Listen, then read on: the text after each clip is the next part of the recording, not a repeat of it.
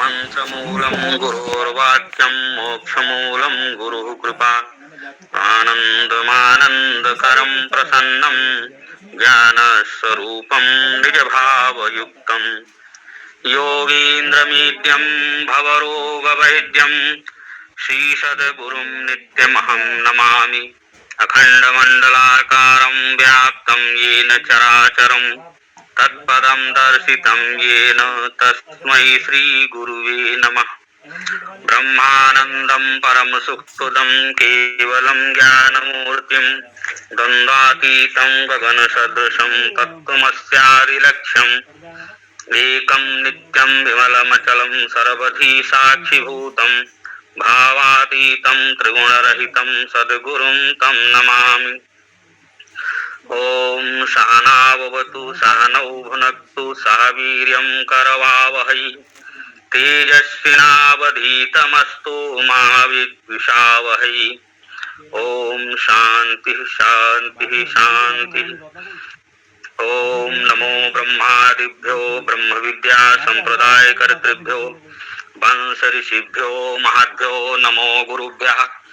सर्वोपप्लवरहितः प्रज्ञानघनः प्रत्यगर्थो ब्रह्मैवाहमस्मि। ओम नारायणं पद्मभवं वसिष्ठं सत्यं च तत्पुत्र पराशरं च व्यासं सुखं गौडपदं महान्तं गोविंद योगीन्द्र मथास्य शिष्यं श्रीशंकराचार्य मथास्य पद्म पादं च हस्तामलकं च शिष्यं तंत्रोटकं वार्तिकारमन्यान् अस्मात् गुरुं सन्ततमानतोऽस्मि। श्रुतिस्मृतिपुराणानाम् आलयं करुणालयं नमामि भगवत्पादं शङ्करं लोकशङ्करं शङ्करं शङ्कराचार्यं केशवं वादरायणं सूत्रभाष्यकृतो वन्दे भगवन्तौ पुनः पुनः। ईश्वरो गुरुरात्मेति मूर्तिभेदविभागिने व्योमवद्व्याप्तदेहाय दक्षिणामूर्तये नमः दक्षिणामूर्तये नमः। श्री सच्चिदानंद भगवान की जय हो। पूज्यपाद श्री सद्गुरुदेव भगवान की जय हो। तो आज इसमें जो है उपदेश का जो उपसंहार है विवेक चूड़ामणि में, उसमें 530 से श्लोक को लेते हैं। इति नतमवलोक्य शिष्यवर्यं समाधिगतात्म सुखं प्रबुद्ध तत्त्वं प्रमुदित हृदयः सह देशिकेन्द्रः पुनरधिमाहं वचः परम महात्मा। इति इस प्रकार जो है ब्रह्मानंद प्राप्त किए हुए जो अपने स्वरूप में प्रबुद्ध यानी उस उत्तम शिष्य को प्रणाम करते देख करके वे महान संत जो सद्गुरु हैं फिर से इस प्रकार का श्रेष्ठ वचन कहने लगे और शिष्यों में श्रेष्ठ आत्मज्ञान प्राप्त की हुई कृतज्ञता से यानी अपना शीश झुकाए शांत मन और प्रबुद्ध शिष्य को गुरु पुनः कहते हैं। गुरु अब ये बताते हैं कि जीवन मुक्त पुरुष को जगत के साथ किस प्रकार का संबंध रखना चाहिए और कैसा व्यवहार करना चाहिए। ब्रह्म प्रत्यय संततिर्जगतो ब्रह्मैव तत्सर्वतः पश्चाध्यात्म दृशा प्रशांत मनसा सर्वास्वस्थावस्वस्वपि रूपादन्यदवेक्षितं किमिभिदच्चक्षुष्मतां विद्यते तद्ब्रह्म ब्रह्मविदः सतः किम परम बुद्धेर्विहारस्पदम्। यानी ब्रह्म प्रतीति के प्रवाह का नाम क्या है? जगत है। जो ब्रह्म की प्रतीति का जो प्रवाह है उसका नाम क्या है? जगत है। और आध्यात्मिक दृष्टि से शांत मन से यानी सब अवस्थाओं में और सब में सर्वथा सतरूप ब्रह्म को ही देखो। यानी जैसे नेत्रवान के लिए देखने को यानी रूप के अतिरिक्त और क्या है, उसी प्रकार ब्रह्मज्ञानी की जो बुद्धि है सत्य के सिवा किसमें व्यवहार करेगी। यानी ये जो संपूर्ण विश्व है वो ब्रह्म ही है। मन के माध्यम से दिखाई देने वाला और विचारों और दृश्यों के माध्यम से जिस ब्रह्म का अनुभव हो रहा है वही तो द्वैत जगत है। इसलिए इस आत्मा को आध्यात्मिक आंख से अर्थात चिंतनरत एकाग्र मन से देखो। जिनके पास एक जोड़ी आंखें हैं वे रूप ही तो देखेंगे, किंतु जिनके पास प्रशांत मन है वह ब्रह्म के अतिरिक्त अन्य क्या देखेंगे। फिर भी साक्षात्कारी पुरुष को भी जो है जीवन के जिसको साक्षात्कार हो जाता है उस पुरुष के जीवन में भी जो है सुख दुख से उसको गुजरना तो होता ही है।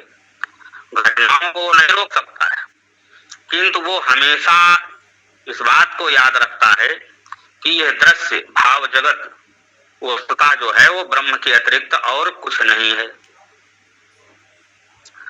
कस्ताम परानंदारसानुभूति मुत्सृज्य शून्येश्वरमेत विद्वान् संजय महाराजिनी दीप्यमानी इत्तेन्दुमालोकयति।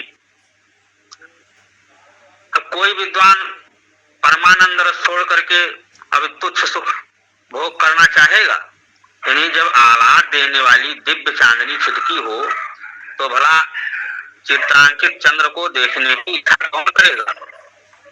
क्योंकि परमानंद के आनंद रस को छोड़कर संसार की खोखली जो सारहीन वस्तुओं के इन सुख भोग के पीछे कौन बुद्धिमान पड़ेगा। चंद्रमा जो है अपनी ज्योत्सना से तप्त धरती को शीतल करता है और दिन भर की गर्मी से जो संतप्त लोगों को राहत दिलाता है, तो उसको छोड़कर चंद्रमा के चित्र को भला कौन देखना चाहेगा। क्योंकि चंद्रमा की जीवंत जो छवि को रखना छोड़ करके उसके जड़ चित्र को कौन ढालना चाहेगा, कौन देखना चाहेगा। क्योंकि जब परमानंद का स्रोत जो है अंतस्थल में ही तो नश्वर सांसारिक आनंद के पीछे कोई क्यों भागेगा। इसलिए जीवन मुक्त जो पुरुष तो एक बार उस परमानंद का आस्वाद लेकर के फिर वो विषय वस्तुओं की ओर जो है अपनी एक क्षण को भी अपनी दृष्टि नहीं डालता है। असत पदार्थानुभवेन किंचिन्न हस्तिः तृप्तिर्न च सुख दुख हानि तद्द्वयानंद रसानुभूत्या तृप्ता सुखम तिष्ठ सरात्मनिष्ठया। अब असत पदार्थों के अनुभव से न तो जरा सी भी तृप्ति होती है और न ही दुख का विनाश होता है। इसलिए उस अद्वय आनंद रस के अनुभव से तृप्त होकर के सतरूपी आत्मा में प्रतिष्ठित होकर सुख पूर्वक रहो। अब विषय भोग की लालसा तो दुख देती है और इस दुख को जो है दूर करने के लिए हम विषय वस्तुओं की ओर प्रवृत्त होते हैं। यानी विषयासक्ति जो है विषय भोग की इच्छा को प्रवृत्त करती है, ये बढ़ाती है। इसलिए हम विषयों के पीछे बारंबार भागते हैं। अब विषय भाव विचार जगत असत है, इसलिए इनका उपभोग भी स्थायी तृप्ति या आनंद प्रदान नहीं कर सकता।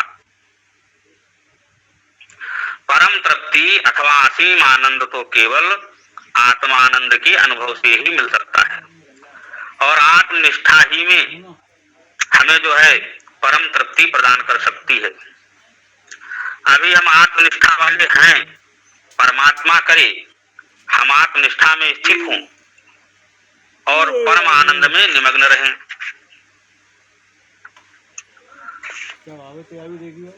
स्वमेव सर्वथा पश्यन् मन्यमानः सत्समद्वयम् स्वानंदमनुभुञ्जानः कालम नय महामति। इसलिए अपने को एक मेवा द्वितीय यानी जान करके सदैव अपना जो है आत्मदर्शन और आत्मचिंतन करते रहें एवं आत्मानंद में अपना समय व्यतीत करें। आचार्य शिष्य को महामति यानी महान बुद्धि है जिसकी, यानी इस विशेषण से संबोधित कर रहे हैं, क्योंकि उसको आत्म साक्षात्कार हुआ है। सर्वथा मतलब सर्वत्र, सर्वभावेन, सर्व प्रकारेण, यानी सब प्रकार से। अब गुरु शिष्य को उपदेश कर रहे हैं कि वो सब भूतों में, हर समय और हर परिस्थिति में यानी अपने आत्म तत्व की ही लीला देखे और अपने अद्वय सत्य स्वरूप का ही चिंतन किया करे। जब कभी ऐसा लगे कि इंद्रियां आसपास की वस्तुओं की संवेदना ला रही हैं, तो उसी क्षण साथ साथ ये समझ भी बारंबार बराबर बनी रहे कि ये समस्त वस्तुएं मेरे ही आत्म तत्व के विभिन्न रूप हैं। और जब मन विषयों से प्रावृत हो तो काम, क्रोध, लोभ, मोह, ईर्ष्या पर चिंतन न करते हुए अद्वय आत्म स्वरूप पर चिंतन करें।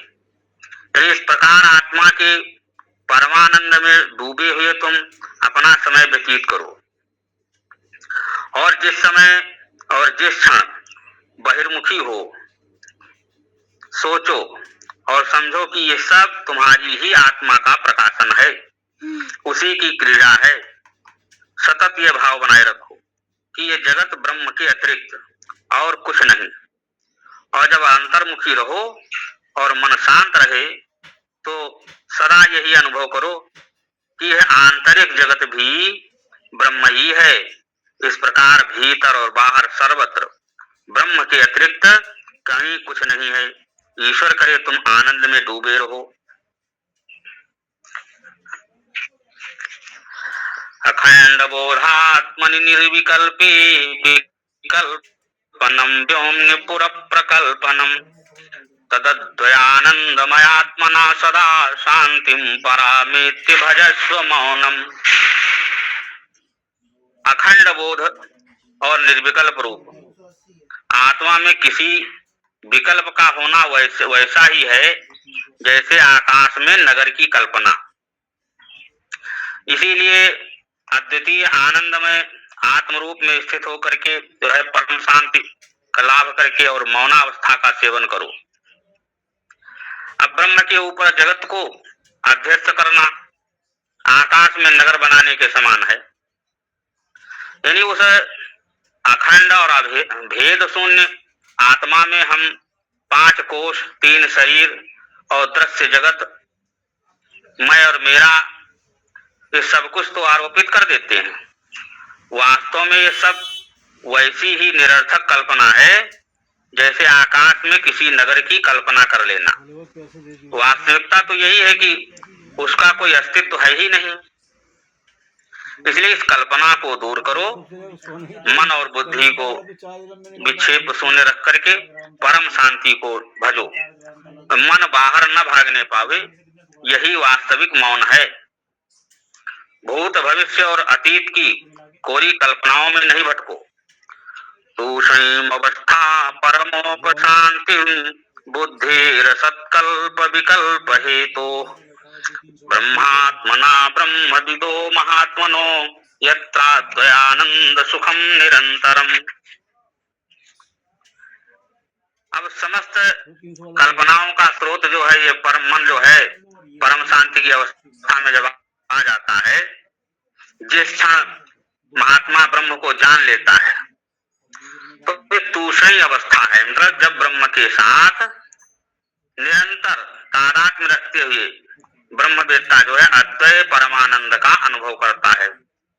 दूसरी अवस्था का मतलब होता है एकदम मौन, यानी मन में किसी प्रकार का संकल्प, विकल्प, सुख दुख, लाभ हानि का किसी भी प्रकार का कोई विचार ना रहे। तो ब्रह्मात्मना वह है जिसकी आत्मा जो है ब्रह्म यानी आत्मा जो है परमात्मा के साथ एक हो गई है।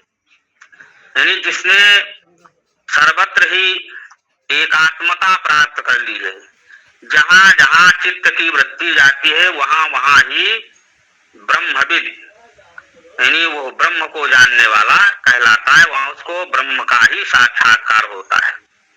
उसने आत्म साक्षात्कार कर लिया है और वो ये जानता है कि जो आत्मा उसमें है वही सब में और सर्वत्र है और ऐसा ब्रह्मविद ही, ऐसा ही ब्रह्मवेत्ता महापुरुष जो है अपने मन को जो है तूषणी भाव में बनाए रख सकता है, यानी मौन रह सकता है, चुप रह सकता है। विषय भाव विचार हम में विक्षेप लाने के कारण है। इनका विजंभन यानी और तज्जनित विक्षेप का कारण मन है। वही जो है असत कल्प विकल्प का भी कारण है। पर टेढ़ी चाल चलने वाला ये मन जो है जब शांत कर लिया जाता है तब सचमुच शांति प्राप्त होती है। साधना करते करते अपरोक्ष अनुभव होने पर मन शांत हो जाता है। और यह शांति सुसुप्ति वाली नहीं है, बल्कि वस्तु निरपेक्ष यानी अखंड आनंद प्रवाह के परिणाम स्वरूप है। यानी अद्वैत आनंद सुखम निरंतरम, नास्ति निर्वासनान् मौनात् परम सुख दुःकृतं कृदुत्तमम् विज्ञातात्म स्वरूपस्य स्वानंद रस पायिनः। और जिसने आत्म स्वरूप को जान लिया है उस आत्मानंद रसपान करने वाले के लिए वासना रहित मौन से बढ़कर के सुख देने वाला और कुछ नहीं है। अभी तो हम ऐहिक इंद्रिय भोग सुख को ही केवल जानते हैं। किसी इच्छा की पूर्ति से जो क्षणिक तृप्ति और क्षणिक आनंद हमको मिलता है उसके साथ ही दोबारा उसी प्रकार के सुख भोग की अदम्य लालसा भी जुड़ी रहती है। और आत्मानंद की तुलना में ये क्षणिक सुख तो मानो दुख ही है। यानी आत्मानंद का सुख कामनाहीनता, जिसमें किसी प्रकार की कामना नहीं, वासना नहीं, इच्छा नहीं, उसको सुख होता है और उसका प्रवाह अजस्र रहता है, निरंतरता रहती है। निर्वासना की स्थिति ही है वो परम आनंद की स्थिति है। निर्वासना परम सुखम नास्ति, यानी जिसको आत्मबोध हो गया हो और उसका आनंद रस जिसने पी लिया हो वो कभी भी इंद्रिय जन्य सुखों से संतुष्ट नहीं होता।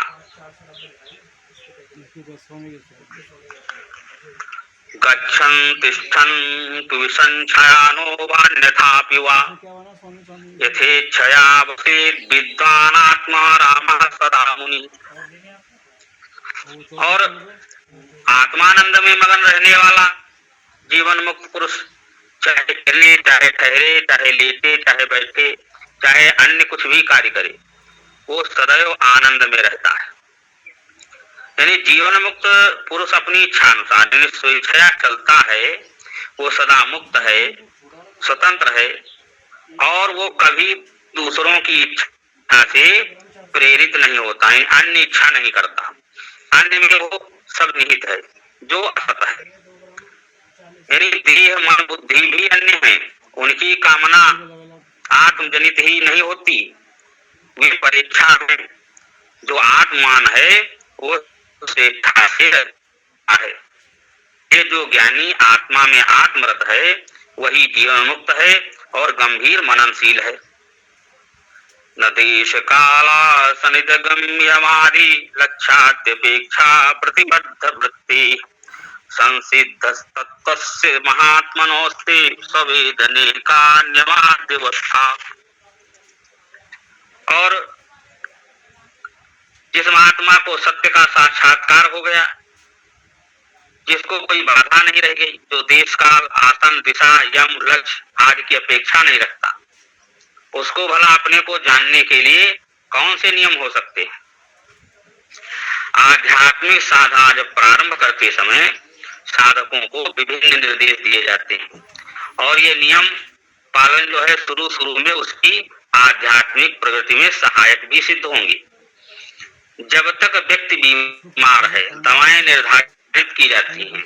अब एक बार वह स्वस्थ हो गया तो फिर कैसी दवाइयां और किसके लिए, सामान्य निर्देशन यहाँ दिए जाते हैं। यानी कठिनाई ये है कि अधिकतर लोग साधन को ही साध्य मान लेते हैं।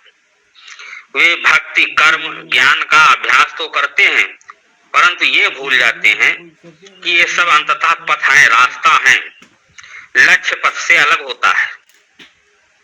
यही बात यहाँ पर जो है आचार्य शंकर स्पष्ट कर रहे हैं। यानी देश स्थान ब्रह्म जो है वो सर्वव्यापी है, सर्वत्र विद्यमान है, किंतु शुरू में साधक हर जगह आत्मचिंतन नहीं कर सकता। इसलिए एक दिव्य वातावरण तैयार करने के लिए सलाह दी जाती है कि एक पूजा कक्ष बना लो। मंदिर जाना अथवा सामूहिक प्रार्थना करने आदि की बात साधक की मदद के लिए बताई जाती है। काल, समय, मानसिक दृष्टि से और साधक दिन के विशिष्ट क्षणों में ही प्रार्थना आदि करने के लिए तैयार रहता है। प्रातः अथवा संध्या को शेष समय तो वो बहिर्मुखी रहता है। इसलिए ये दोनों प्रहर जो अपेक्षाकृत शांत प्रहर हैं, ध्यान के लिए अनुकूल बताए जाते हैं। अब कहते हैं आसन साधना के प्रारंभिक चरणों में एक विशिष्ट चिंतन धारा को बनाए रखने में आसन भी सहायक सिद्ध होते हैं। जैसे दोनों हाथ प्रार्थना में आपने जोड़े हुए हों तो मन में इंद्रिय भोग के विचार नहीं उठते। इसीलिए आध्यात्मिक ग्रंथों में ध्यान के लिए एक विशेष मुद्रा या आसन की बात बताई गई है। और दूसरी बात दिक यानी दिशा, प्रार्थना के समय किधर मुख करें, इसके निर्देश हर धर्म में दिए गए हैं और निश्चित दिशाओं की तरफ उन्मुख हो करने का औचित्य भी यही बताया गया है कि जैसे प्रातः काल पूर्व दिशा में बैठने की बात कही जाती है तो कहते हैं कि सूर्यदेव साधक को आशीर्वाद देंगे, और शाम को उत्तरोन्मुख बैठने को कहा जाता है क्योंकि उत्तर में हिमालय है जहाँ महात्मा गण रहते हैं। और इस्लाम में तो बताया जाता है कि मक्का की तरफ मुख करके बैठो। विचारों की संगत अथवा साम्य से प्रार्थना का वातावरण तैयार होता है। इसलिए इन सारे नियमों का पालन साधक को साधना के जो है प्रारंभिक चरणों में करना होता है। एक बार सत्य का साक्षात्कार हो जाने पर उनकी कोई आवश्यकता नहीं रह जाती है। कहते हैं कि एक बार एक महात्मा जो है वो मक्का गए थे तीर्थ यात्रा पर, तो वहां मस्जिद के पास पहुंचकर उनको इतनी अधिक थकान हो गई कि वे लेट गए और सो गए। थोड़ी देर बाद उनको एक मुल्ले के कर्कश स्वर ने जगाया। मुल्ला बोला, काफिर क्या तू नहीं जानता कि सोते समय तेरे पैर पवित्र काबा की ओर नहीं रहने चाहिए, उठ घूम जा। महात्मा जी विनम्रता से बोले, भैया तुम इतनी मामूली सी बात के लिए नाराज क्यों हो रहे हो? तुम मेरे पैर उधर मोड़ दो जहां तुम्हारे हिसाब से खुदा ना हो। उस मुल्ले ने महात्मा के पैर पकड़े और बिल्कुल उल्टी दिशा में घुमा दिया, और यह देखकर चकित रह गया कि महात्मा के पैरों की दिशा में काबा भी घूम गया। उसने दूसरी दिशा में पैर घुमाए, काबा भी उसी दिशा में पुनः घूम गया। अब सीधी सी बात है कि प्रभु जो है, परमात्मा जो है, हर दिशा में प्रकाशमान है। ऐसा कोई स्थान नहीं जहां मक्का न हो। इसलिए सारे नियमों का पालन तो साधना की शैशवावस्था में किया जाता है। प्रारंभ में शुरू में उनका पालन कड़ाई से किया जाता है ताकि लक्ष्य प्राप्ति में उनसे जो है सहायता मिले। लक्ष्य प्राप्ति के पश्चात आत्मबोध के बाद नियम पालन अनिवार्य नहीं रह जाता। साधन लक्ष्य प्राप्ति यानी निमित्त ही किए जाते हैं। लक्ष्य में किसी प्रकार के साधन निहित नहीं होते। जहाँ भी जीवन मुक्त महात्मा वास करता है वह आध्यात्मिक साधकों के लिए एक तीर्थ बन जाता है। घटो अयमिति विज्ञातुम नियमः को अन्वपेक्षते बिना प्रमाण सुष्ठुत्वम यस्मिन् सति पदार्थधि। अब जैसे घड़ा है, ऐसा जानने के लिए किस नियम की आवश्यकता है? सिवा उस प्रमाण के जिससे वस्तु का ज्ञान होता है। अब जैसे कोई वस्तु यदि आपके सामने रखी हुई है तो उसको जानने के लिए केवल एक जोड़ी स्वस्थ आंखों की आवश्यकता होती है और इस प्रमाण के अतिरिक्त और कुछ नहीं चाहिए। इसलिए कोई वस्तु दूर या अन्यत्र हो तो उसके लिए जानकारी देने की आवश्यकता है, किंतु सामने रखी वस्तु के लिए भला अन्य किसी प्रमाण की क्या आवश्यकता है? अयमात्मा आत्मा नित्य सिद्धा प्रमाणे सति भासते न देशम नापि वा कालम न शुद्धिम वाप्यपेक्षते। अब ये आत्मा जो है वो नित्य सिद्ध है, उपयुक्त प्रमाण होने पर वह भासने लगता है। वो देश काल अथवा शुद्ध आज किसी की अपेक्षा नहीं रखता। यानी जिस समय हम आत्म तत्व के संबंध में नकारात्मक कथन भी कर रहे हो कि मैं नहीं जानता, उस समय भी आत्मा विद्यमान है। देखें, तुम कैसे जानते हो कि तुमको आत्मा का ज्ञान नहीं है? बस मैं जानता हूँ। ये मैं जो जानता भी है और यह भी जानता है कि वो नहीं जानता। इसी मैं की बात हम यहाँ कर रहे हैं। यानी इस मैं की विद्यमानता के कारण ही हम कह पाते हैं कि मैं नहीं जानता। तो इस मैं को जानने के लिए जो है केवल एक प्रशांत मन की जरूरत है। जानने के साधन यानी ज्ञान प्रमाण यदि उपलब्ध हो तो फिर कोई कठिनाई नहीं रह जाती। देश काल दिशा स्नान आसन यम नियम आदि की जरूरत नित्य आत्मा को जानने के लिए नहीं हुआ करती। ये सब मात्र बहिरंग साधन हैं। ये जानने के लिए कि मैं हूँ कोई विशेष समय अथवा मुद्रा अथवा अवसर की आवश्यकता नहीं हुआ करती। अब घने अंधकार में भी यदि कोई हमें पुकारे, अरे भाई तुम वहाँ हो, तो क्या हम ये कहेंगे कि ठहरो ठहरो मुझे नहीं दिखाई देता? मैं दीपक जलाकर देख लूं कि मैं क्या हूँ क्या, अनर्गल हास्यास्पद होगा। तो इसी प्रकार से आत्मबोध बाह्य सहायता की अपेक्षा नहीं रखता है। देवदत्तो हमीते तद विज्ञानम निरपेक्षकम तत् ब्रह्म विदोप्यस्य ब्रह्माहमिति वेदनम। अब मैं देवदत्त हूँ, यानी जानने में किसी पर निर्भर नहीं होना होता। वैसे ही ब्रह्मवेत्ता यह ज्ञान भी निरपेक्ष है ब्रह्मवेत्ता का कि मैं ब्रह्म हूँ।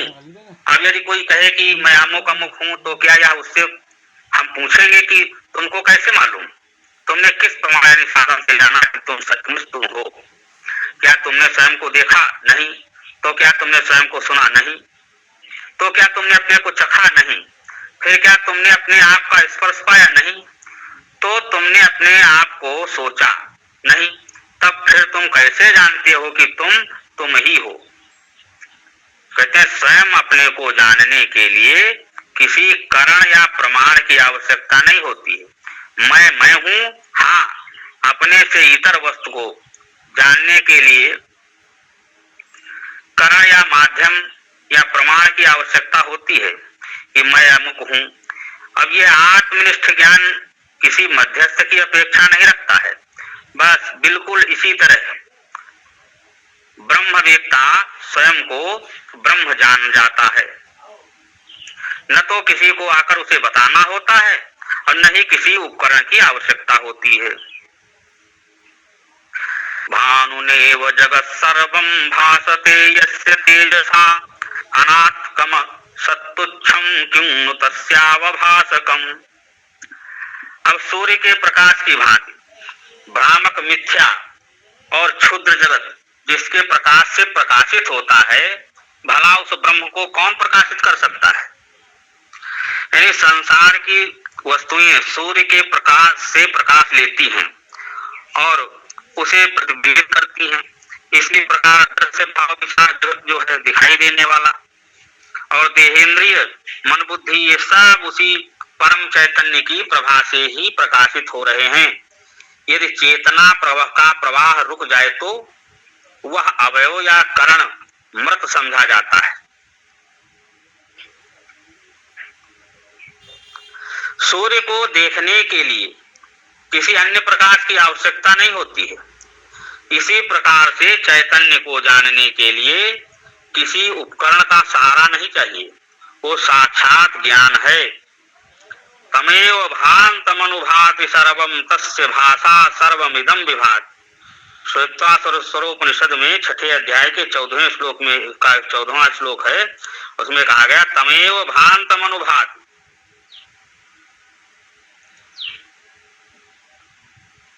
यानी सूर्य जैसे भासता है, दिखाई देता है, प्रकाश करता है, तो उसको अन्य प्रकाशक की आवश्यकता नहीं होती है। उसी प्रकार से सर्वमिदं विभाति, इसी प्रकार से आत्मा जो है, परमात्मा स्वरूप आत्मा जो है वो सर्वत्र भाषित होता है। वेद शास्त्र पुराणानि भूतानि सकलान्यपि येनार्थवन्ति तं किं नु विज्ञातारं प्रकाशयेत्। अब जिसके द्वारा वेद शास्त्र पुराण और समस्त प्राणी मात्र तक प्रकाशित हो रहे हैं, भला उस सर्वज्ञाता को कौन प्रकाशित करेगा? बड़े बड़े वेद पुराण इस परम सत्य के कारण ही अर्थवान अथवा सार्थक हैं। ऋषियों ज्ञानियों के द्वारा जो कुछ भी प्रतिपादित किया जा सका वह इसी चैतन्य के कारण। यही आत्म चैतन्य तो सब श्रुति पुराणों का प्रतिपाद्य है। समस्त प्राणी सत्तावान होते हैं, यदि सत हटा दिया जाए तो सत्ता कहाँ रह जाती है? जिस प्रकार संपूर्ण स्वप्न जगत का उपादान कारण जागृत मन है, ठीक उसी प्रकार इस विश्व की जो प्रत्येक वस्तु का उपादान कारण आत्म तत्व ही है, और यह अनंत चैतन्य ही विश्व को जीवंत बनाता है। और इस सत के कारण ही सब सत्तावान हैं, यानी प्रत्येक प्राणी को सत और चित यानी अस्तित्व और जीवन प्रदान करने वाले परम सत्य को प्रकाशित करने के लिए क्या कोई प्रकाशक चाहिए?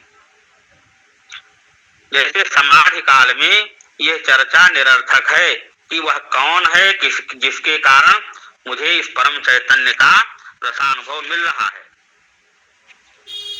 एवं स्वयं ज्योतिरनंत शक्तिर आत्मा प्रमेयः सकलानुभूतिः यमेव विज्ञाय विमुक्त बंधो जयत्ययं ब्रह्म विदुत्तमोत्तमः। अब ये आत्मा जो है वो स्वयं प्रकाश है, अनंत शक्ति संपन्न भी है और अप्रमेय है, फिर भी प्रत्येक को उसका अनुभव हो रहा है। इसको ही जान करके जो है श्रेष्ठ ब्रह्मवेत्ता जो है बंधन मुक्त होकर के विजय का जीवन जीता है।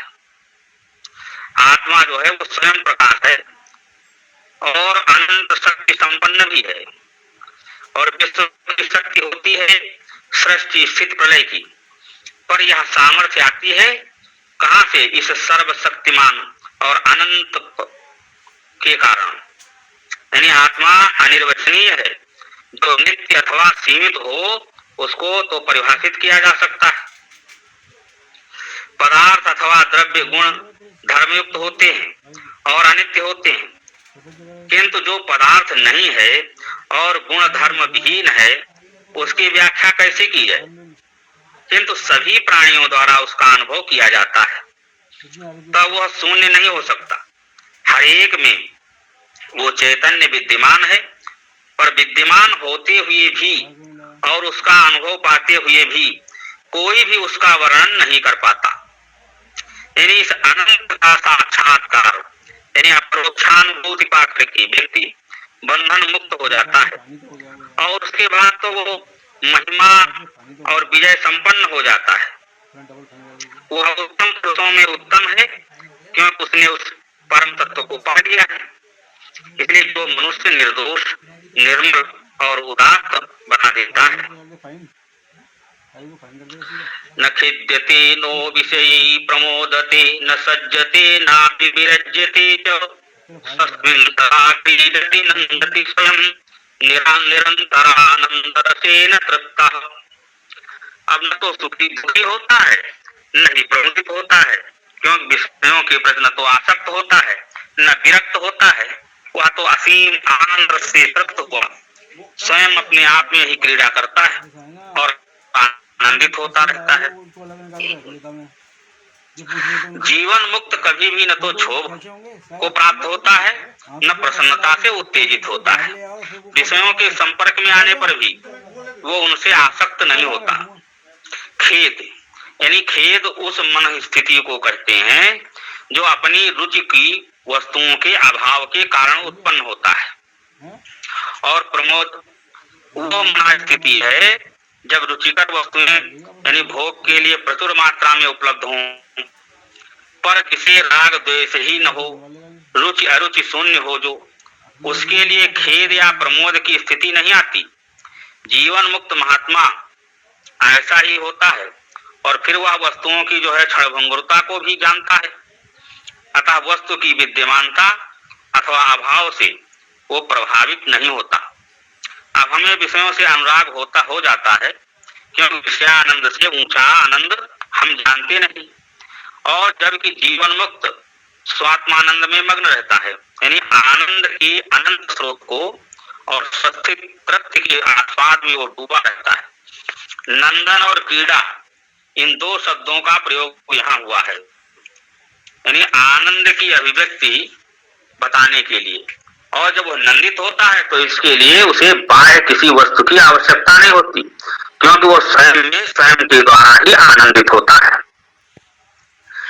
क्रीड़ा के लिए उसको अपने से अलग कुछ चाहिए होता है, तो जब वो बाह्य जगत की वस्तुओं के संपर्क में आता है तो वो सब में प्रभु की दिव्य उपस्थिति देखता है। जैसे ये जो किसी का आलिंगन करता है तो उसकी दृष्टि से किसी हाड़मास वाले व्यक्ति का आलिंगन नहीं कर रहा होता है, यानी अपने प्रभु को हृदय से लगा रहा होता है। वह प्रभु, वह परमात्मा जो सर्वत्र और सदैव विद्यमान है, जब वो समाधिस्थ होता है तो नंदित रहता है स्वयं में। ऐसा व्यक्ति सदा तृप्त रहता है, उसकी तृप्ति अखंड आत्मानंद प्रसूत है। क्षुधाम देह व्यथाम त्यक्त्वा बाला क्रीडति वस्तुनि, तथैव विद्वान रमते निर्ममो निरहम सुखी। जिस प्रकार से बालक जो है अपनी भूख और शारीरिक पीड़ा को भूल करके जो है खिलौने खेलता रहता है, उसी प्रकार से जीवन मुक्त महात्मा भी अहम और मम का भाव छोड़ करके अपने स्वरूप में आनंद पूर्वक रमण करता है। भूख और पीड़ा व थकान भूल करके बच्चा जो है अपनी रुचि की वस्तुओं से खेलता रहता है। इसी प्रकार ऐसा विद्वान भी अपने व्यक्तित्व की विभिन्न स्तरों पर लगने वाली भूख और थकान को भूलकर, यानी अपने आप में ही मग्न रहता है। मैं और मेरा के भाव से शून्य रहकर बालवत वो अपने को आनंदित रहता है। ये तुलना बड़ी सटीक है, यानी थकान और भूख होते हुए भी बच्चा उस पर ध्यान नहीं देता, क्योंकि खेल का आनंद उसके लिए निराला है और अधिक महत्वपूर्ण है। इसी प्रकार से जो है ब्रह्मवेत्ता में भी मैं और मेरा विद्यमान तो है, किंतु आत्मानंद रस में मग्न रहने के कारण वो उनकी तरफ ध्यान ही नहीं देता है और अहंकार तथा ममता यानी उपेक्षित पड़े रहते हैं। आपके पास कोई वस्तु न हो अब तो आप उसे भूल गए हो, बात लिखी। इसीलिए आचार्य शंकर की जो काव्यात्मक अभिव्यक्ति बड़ी अद्भुत है, यानी भूख और पीड़ा की बात उन्होंने मैं और मेरा इन दो पदों से स्पष्ट की। मेरापन मतलब अर्थात ममता हमें विषयों के प्रति अधिकाधिक भूख जगाती है, और मैंपन अहंकार पीड़ादायक होता है। जिसने अहंकार और ममता को दूर हटा दिया उसको विषयों की भूख नहीं लगती और न ही अहम की पीड़ा सताती है। ऐसा ही व्यक्ति संसार में सुखी है। चिंता शून्यम दैन्यम भैक्ष समन मसनम भैक्ष मसनम भैक्षम समनम सनम पानम सरिद्धारिष स्वातंत्र्येण निरंकुशा स्थितिरवीर निद्रा श्मशाने वने वस्त्रम क्षालन शोषणादिरहितं दिग्वास्तु शय्यामहि संचारो निगवांत भीतिषु विदाम क्रीड़ा परे ब्रह्मणि। ब्रह्म वेत्ता विद्वज्जन का भोजन भिक्षा का अन्न है। चिंता और दीनता रहित भिक्षा का नदियों का जल ही उनका पेय है, और वे स्वतंत्रता पूर्वक बिना किसी बंधन के रहते हैं, बिना किसी भय के स्मशान भूमि में या जंगल में सोते हैं, और दिशाएं ही उनके वस्त्र हैं जिन्हें धोने सुखाने की जरूरत नहीं। धरती ही उनकी सैया यानी बिछौना है। वेदांत की गलियों में वे घूमते फिरते हैं और ब्रह्म में क्रीड़ारत रहते हैं। मतलब भोजन और वस्त्र और आवास मनुष्य की मूलभूत आवश्यकताएं हैं, उसकी संगत कैसी है और कर्म कैसे हैं, इनसे उसकी सांस्कृतिक रुचि और ऊंचाई का पता चलता है। यहाँ ब्रह्मवेत्ता की स्थिति का वर्णन है। वो इस जगत में पूर्ण स्वतंत्रता से रहता है। चिंता शून्यम, यानी उसके मन में किसी भी प्रकार की कोई विचार वृत्ति नहीं उठती, इसलिए वो चिंतित नहीं होता। और अरण्यम, यानी मन में कोई दीनता या हीनता नहीं रहती। किसी से भी कभी भी किसी भी स्तर पर वह निसंकोच भाव से मिलने को तैयार रहता है। भैक्ष्यसनम, यानी जो कुछ मिल जाता है वो खा लेता है। पानम सरिद्वारिस, जैसे नदियां किसी की संपत्ति नहीं होती हैं, कोई भी जितना पानी पीना चाहे पी सकता है। आदि उसे किसी व्यक्ति से न किसी वस्तु से कोई भय है। निद्रा श्मशान में बनी, यानी श्मशान की भूमि हो या वन जंगल हो, कहीं भी उसे कोई भय या सुविधा नहीं होती। वो आराम से कहीं भी सो जाता है। वस्त्रम, यानी कपड़ा, परंतु उसका एक अर्थ वृक्ष की छाल भी होता है। यदि कपड़ा न मिले तो वृक्ष की छाल ही उसके लिए पर्याप्त है। छालन शोषण आदि रहितम, यानी वस्त्र विशेष प्रकार का हो ये आवश्यक नहीं। कपड़ा न मिले हो तो दिशा को ही वस्त्र मान लेता है, जिसे धोने सुखाने की जरूरत नहीं होती। तो इस प्रकार जीवन मुक्त रहता है, यानी बिना किसी प्रकार की निर्भरता के, किसी के आश्रित नहीं।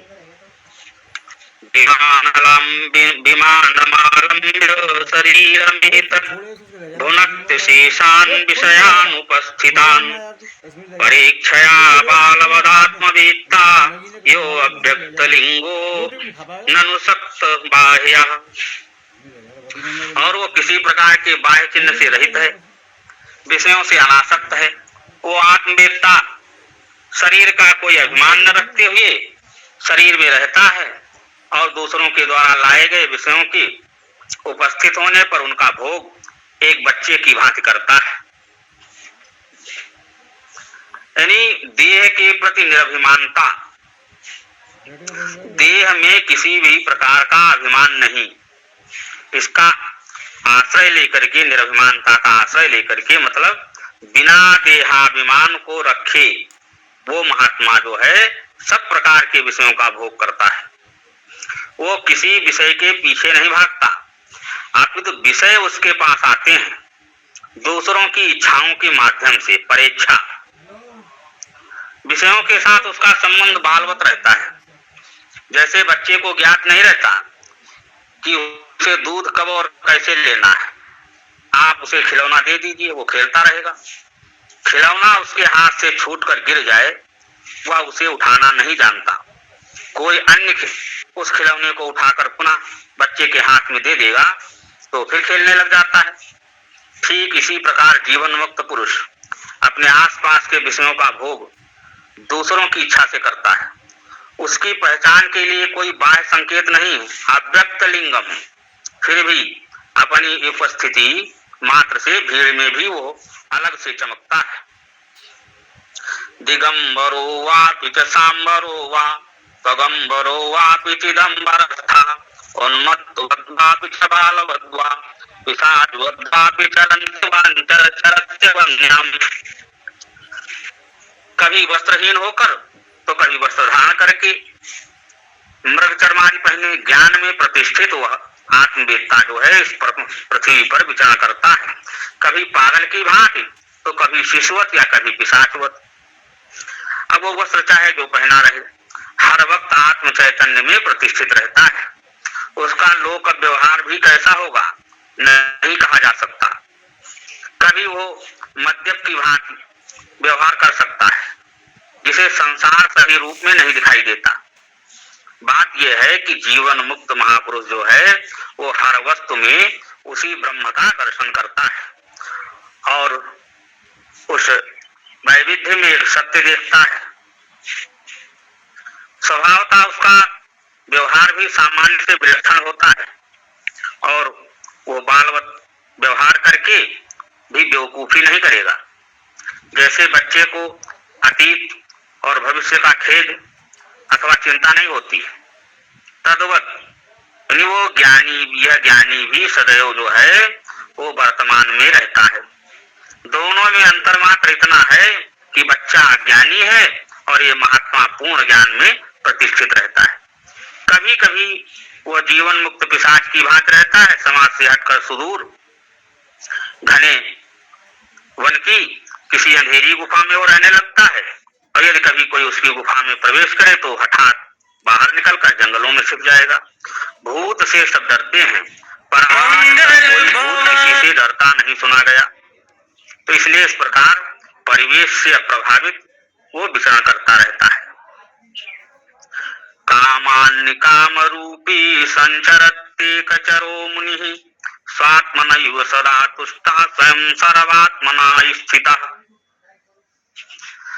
तो इसलिए ब्रह्मवेत्ता महापुरुष निष्काम भाव से सब भोगों को भोगता है,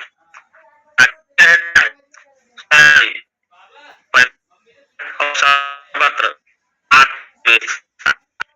इसलिए जीवन भी इसे भोगता है, किंतु काम रहित कामना पूरी करता है। हमें लग सकता है कि उसका कोई लक्ष्य अथवा उद्देश्य है, परंतु उसकी दृष्टि से वो कोई सकाम कर्म नहीं करता। वो निष्काम कर्म भी उतनी ही निष्ठा और लगन से करता है। जैसे हम सकाम कर्म करते हैं तो हम समझते हैं कि वो भी कामना प्रेरित कर्म कर रहा है, पर ऐसा नहीं है। उसकी सभी क्रियाएं स्वतः स्फूर्त होती हैं। वो एकाकी विचरण करता है, हमारे बीच में भी रहता है, पर हम उसके विचार भावों के साझीदार नहीं बन पाते, क्योंकि उसका अनुभव जो है बड़ा अनुपम है। अपने आप में विशिष्ट और विचित्र सर्वात्मा के रूप में रहता है। वह आत्मानंद में डूबा निष्काम कामनाओं को पूरा करने के लिए क्रियाशील रहता है। उसके पास अपने अनुभव को प्रकट करने के लिए उचित शब्दावली नहीं है, और हमारे पास उसकी दिव्य स्थिति को समझ पाने की बुद्धिमत्ता नहीं है। क्वचिन मूढ़ो विद्वान क्वचिदपि महाराज विभवा क्वचित भ्रांतः सौम्या क्वचित जगराचार कलितः क्वचित पात्रीभूता क्वचित मवता क्वाप्यवदित चरत्येवं प्राज्ञः सतत परमानंद सुखितः। निरंतर ब्रह्मानंद में निमग्न आत्मवेत्ता जो है जगत में विचरण करता है, कभी मूर्ख की बात तो कभी भ्रांत और कभी शांत, तो कभी अजगर सर्प के जैसा आचरण करता है, कभी पूजित होता है तो कहीं अपमानित होता है, और कभी अज्ञात बना रहता है। इसलिए अपरोक्षानुभूति हो जाने के पश्चात जीवन मुक्त का इस संसार से में किस प्रकार का आचरण रहता है उसके लिए कोई बंधे नियम नहीं है। इस श्लोक में कतिपय लक्षण हैं, कभी तो मूर्ख की बात तो कभी अत्यंत मेधावी की बात व्यवहार करता है, कभी राशि ठाट से रहता है तो दूसरे क्षण पागल घूमने लगता है। ये सब बड़े लक्षण हैं। कभी वो एकदम मौन शांत रहेगा अजगर की बात। हम जानते हैं अजगर जंगल में एक बार में 6 माह तक एक ही जगह पड़ा रहता है, भोजन के लिए भी गतिशील नहीं होता। कोई प्राणी उस रात के लिए निकल रहा हो तो वो अपने प्रश्वास से उसे खींचकर उदरस्थ कर लेता है, अन्यथा भूखा पड़ा रहता है। आप उस महात्मा से कभी पूछिए, महाराज आपने भोजन किया? भोजन का मतलब केवल मुंह से खाई जाने वाली वस्तुओं से नहीं है, समस्त इंद्रिय ग्राह्य विषय वस्तु से है। और अभी तक जो कुछ मेरे पास आया नहीं, आप कुछ खाएंगे, तुम ऐसा क्यों पूछते हो? आपको कितना चाहिए? जितना तुम दे सको। हाथी हाँ चलेगा, चूहा वो भी ठीक है। इस प्रकार की अजगर वृत्ति को वो कभी कभी अपना लेता है, और कभी वो मान्यता प्रतिष्ठा पाने के लिए उपलब्ध है, और कभी ऐसा आचार करता है कि लोग उसे दुष्ट राक्षस कह सकते हैं, उसका अपमान भी हो सकता है। और ये कभी भी ये भी हो सकता है कि उसे कोई जाने ही नहीं।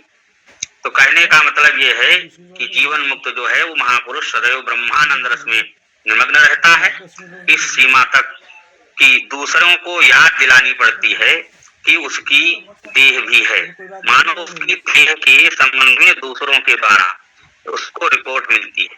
सच तो यही है कि उस अनंत में, उस भूमा में देह तो क्षुद्रतम रजकण है। निर्धनोऽपि तदा सदा तुष्टोऽप्य सहायो महाबलः नित्यतृप्तोऽप्य भुञ्जानोऽप्य समः समदर्शनः। और वो दरिद्र होते हुए भी सदैव तृप्त रहता है, निस्सहाय होने पर भी परम शक्तिशाली है, विषय भोग न करता हुआ भी संतुष्ट है, और असम होते हुए भी समदर्शी है। क्योंकि जीवन मुक्त महात्मा के पास अपनी संपत्ति के नाम पर चाहे कुछ न हो, फिर भी वो सतत प्रसन्न रहता है। वो संसारियों जैसा नहीं जो वैभव संपन्न होते हुए भी दुखी रहते हैं। वो एकाकी, उसके पास कोई सहायक नहीं, किंतु वो महान शक्तिशाली है, निर्भीक है, उसे कोई डरा नहीं सकता। वो सदैव तृप्त है, इसलिए भोग लालसा उसमें नहीं है। हम कामी हैं, जो सो संसार के पीछे भागते हैं, वो तो सदा तृप्त है, इसीलिए सदा शांत और आनंदमग्न है। इसीलिए वह अनुपम यानी असम है, फिर भी वो हर परिस्थिति में समदर्शी है, और अपने ज्ञान में वो अद्वितीय है, किंतु विनम्र है, और सबको समान दृष्टि से देखता है। यानी सुनी चयो सुपाके का परिणिता समदर्शिना, यानी उसके लिए कोई है नहीं है, क्योंकि ज्ञान दृष्टि से देखता हुआ वो सब में ही अपनी ही आत्मा को देखता है। और समय पूरा हो रहा है, और हम अपनी वाणी को इसी जगह विराम देते हैं। आगे फिर समय मिलेगा तो आपको समय कराएंगे। ओम पूर्णमदः पूर्णमिदं पूर्णात् पूर्णमुदच्यते पूर्णस्य पूर्णमादाय पूर्णमेवावशिष्यते। ओम शांति शांति शांति। जय श्री कृष्णा। राधे राधे। हरिओम। ओम नमो नारायण। स्वामी जी बहुत बढ़िया हो गया। मैं एक इन्फॉर्मेशन दे रहा था, कल और परसों 2 दिन स्वामी उत्तमानंद जी की जगह वो करेंगे केरल के स्वामी जी, जो एक दिन जिन्होंने किया था, बहुत बढ़िया था। केरल के जो स्वामी, नाम भूल गया, पर मैं 3.5 से 4.5 करेंगे, मतलब 2 दिन 3.5 से 4.5। सब लोग ध्यान रखें समय का, 3.5 से 4.5 कल और परसों। फिर स्वामी उत्तमानंद के ग्रुप में मैसेज भी डाल देंगे समय का भी। हाँ, मतलब ध्यान रखेंगे 3.5 बजे, मिस ना करें। बहुत बढ़िया प्रवचन। कल और परसों सत्संग जो है 3:30 से 4:30 होगा, ये सभी थोड़ा ध्यान रखें, आधा घंटा पहले होगा। सभी को ओम नमो नारायण। पूज्य महाराज जी को कोटि कोटि नमन। जय श्री कृष्ण। स्वामी जी बढ़िया।